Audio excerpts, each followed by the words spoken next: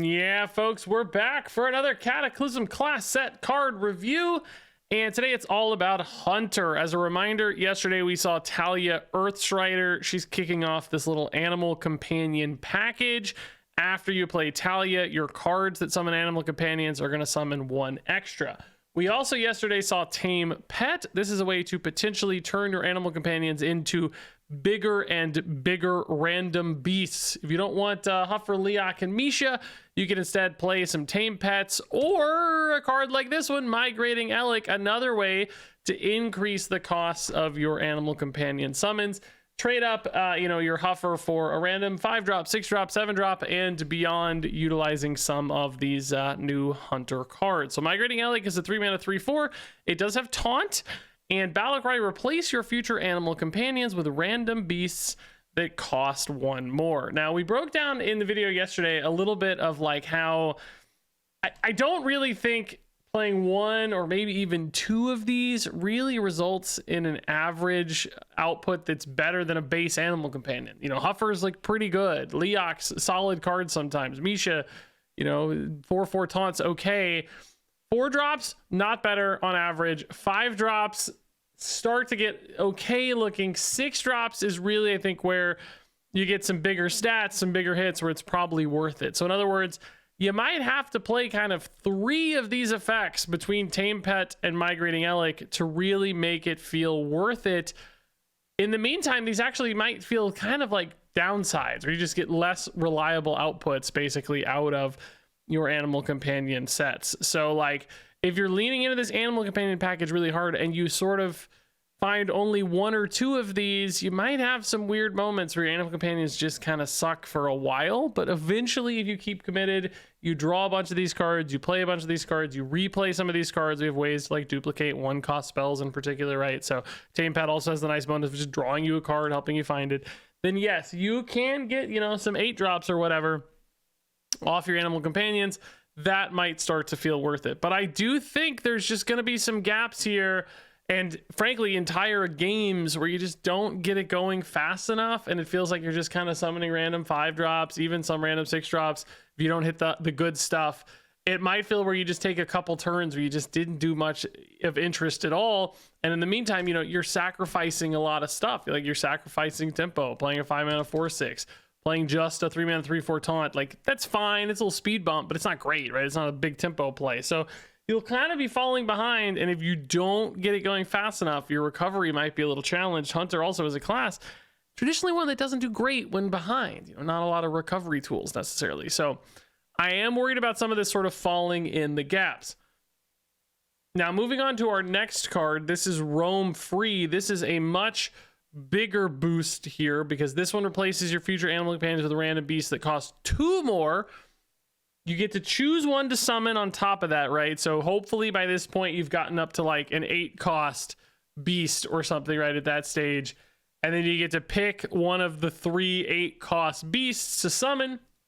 And you're like, okay, maybe this is good. Maybe I get a rush beast, right? Maybe I get a taunt beast. Remember, these can also come from a variety of classes. So like 8-cost beasts, actually some decent defensive stuff, right? Asphyxiodon, Atlasaurus, Magma Hound, even maybe a Perennial Serpent or a Meadow Strider might be fine.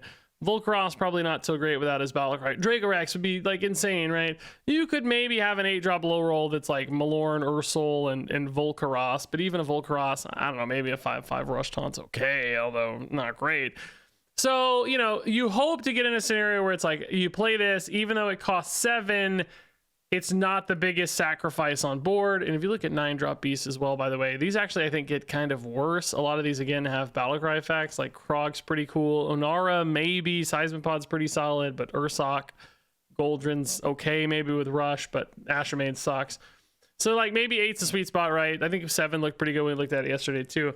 Again though, it's that same sort of thing where it's like, man, if you don't get a couple in the can early, like certainly you can't play this first, like, and just get a 5-drop random basically beast of your choice, but still it's a 5-drop, right? That just sucks. So you kind of have to really fully commit to all of this.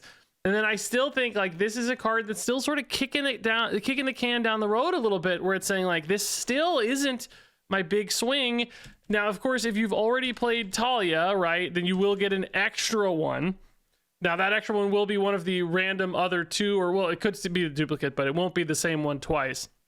It'll be another random one. So you might get the same one twice. You might get one of the other two that isn't particularly good on board, right? So sometimes, yes, you might get the Atlasaurus, but then another time you might get just a body with no effect or whatever. So, you know, that all helps, but it's still, I just feel like it's not that big, crazy swing that's necessary when you've already kind of sacrificed so much along the way, sort of given up a few turns already. And then this is still just sort of saying, I'm going to get even better later. Like, you know, maybe the next roam free is all 10 drop beasts, which I haven't even looked at the 10 drop beast pool, to be honest with you. I don't know what is in the 10 drop beast pool, but we can find it real quick. I just wonder, like, when do you actually turn the corner on it, right? Like, when is it suddenly going to 10 drop beasts are pretty good in theory, right?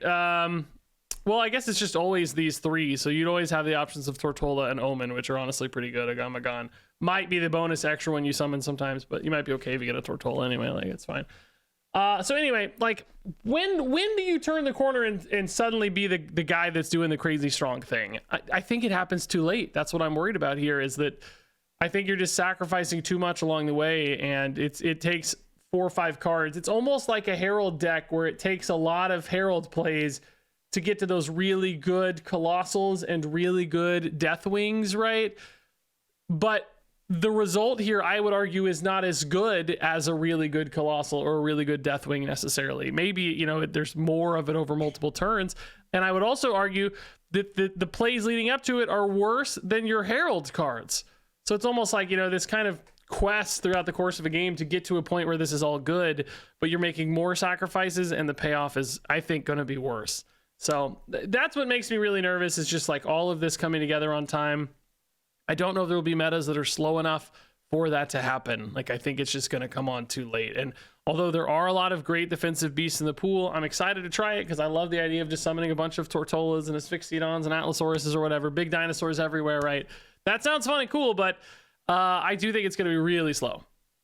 So we have one more animal companion support card here with Spirit Seeker or Spirit Speaker. This is a 4-mana 2/2 battlecry. Choose an animal companion to summon. So if you're playing this, you know, just honestly on turn 4 or whatever, this is a 2/2 that summons you a Huffer. Okay, 2/2 that suffers you a, you know, a Misha. Not great, really, right? Like, it's okay, like, you won't be sad about it, but you're not excited about it either. Now, at some point, if this is a 4-drop that summons you a Tortolla, you're gonna be like, okay, that's not bad, right? A 4-drop that summons you an Atlasaurus or a big 8-drop beast, suddenly maybe not so bad. So again, it's one of those cards where I feel like it's okay early, honestly, and then it's pretty good late, but it's just like, it's maybe not good until turn 8 or 9 or something where you're really excited about that kind of play. And again, is that going to be just too late? I like that it's fine on 4, but it's just fine. So it's like, alongside everything else you're doing that's pretty slow, and this is also honestly a little slow, I don't know if that's really going to feel like this is a stopgap card at all or not, or if it just feels like another piece of the puzzle that's slow and you're kind of wanting to save this until later once everything is already scaled up. So ultimately, I don't really think this solves any of the problems that the other cards have introduced in my mind. Moving on here, we've got a spell that's a little more independent from the animal companion stuff. This is Nurturing Nature, 2-mana nature spell. This one gives a friendly beast +2/+2 and gives a random beast in your hand +2/+2. So a total of 4/4 in buffs for only 2 mana. Like, that feels actually pretty darn efficient as far as I'm concerned. And, you know, I like that this is some early board development, sometimes getting that 1-drop down that can stick and take some great trades. That can be an awesome deal just to get a game started. Weirdly, right now, Hunter does not actually have a lot of 1-drop beasts. It's just Jeweled Macaw for themselves. And then if you look at neutral, I'm sure there's a few more, right? But they're not the most exciting. We've seen Paltry Flutterwing played a fair bit.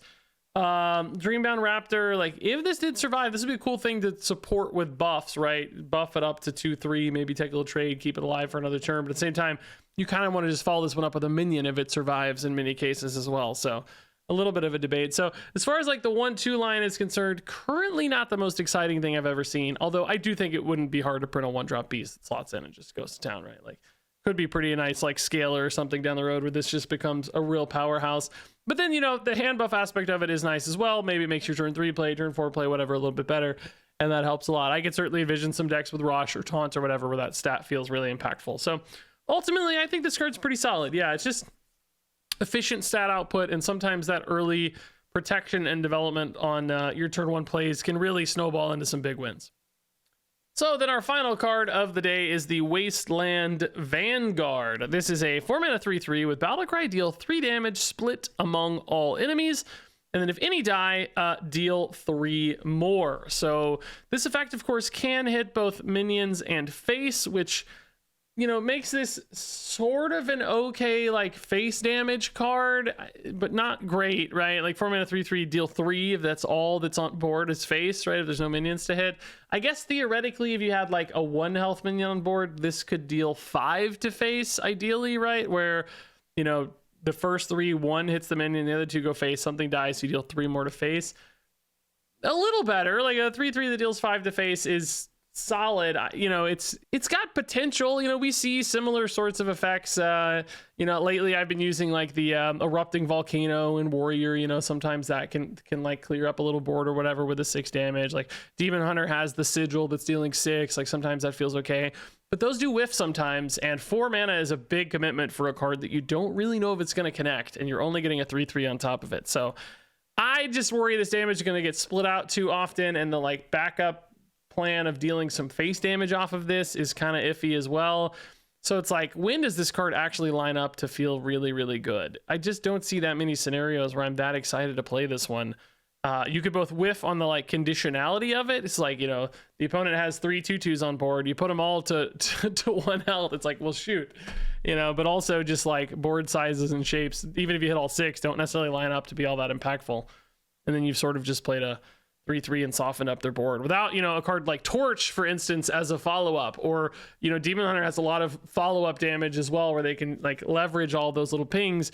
Does Hunter have that some sort of excuse me, same sort of effectiveness? I'm not so confident. So ultimately, I think just a little too clunky looking for this one. All right, so that wraps it up for the Hunter set. Let's now go ahead and rate these cards from 1 to 5 stars. Talia Earthstrider is a 3-star card. Tame Pet is a 2-star card. Migrating Elk is a 2-star card. Roam Free is a 2-star card. Spirit Speaker is a 3-star card. Nurturing Nature is a 4-star card. Wasteland Vanguard is a 2-star card. And here you go. Not to me the most impressive package here for Hunter. This is one of those where I kind of hope it works. I think it's fun to summon like big awesome beasts like that, and it would actually be a good sign as far as the meta is concerned too. I think I'd be happy if that can work. I'm just not so confident it's got enough in the tank, both like cards that summon animal companions or, you know, like just hitting these consistently enough that it gets there on time. I think this like actually needs 2 or 3 more cards. So I'm sort of sad these like last 2 cards don't directly support animal companions, because I think we need a little more out of this than we're getting here. But I do actually think Talia could almost be played outside of the rest of these cards. I don't know if we have enough animal companion type cards again to reward that, but I'd almost just like have the chance to get more Huffers or something. That said, you know, 5 mana 4/6 still hard to play if you don't have the follow-up. So probably not, but that's why she got a 3 instead of a 2. Just a tiny glimmer of hope on that one. So I don't know, I guess we'll see, but not the most exciting package for me. Share your thoughts on this down below, though. You might disagree. You might think endless waves of Tortollas are in our future, which, does that sound fun? Maybe it does. I don't know. Anyway, thanks much as always for watching, and until next time, game on.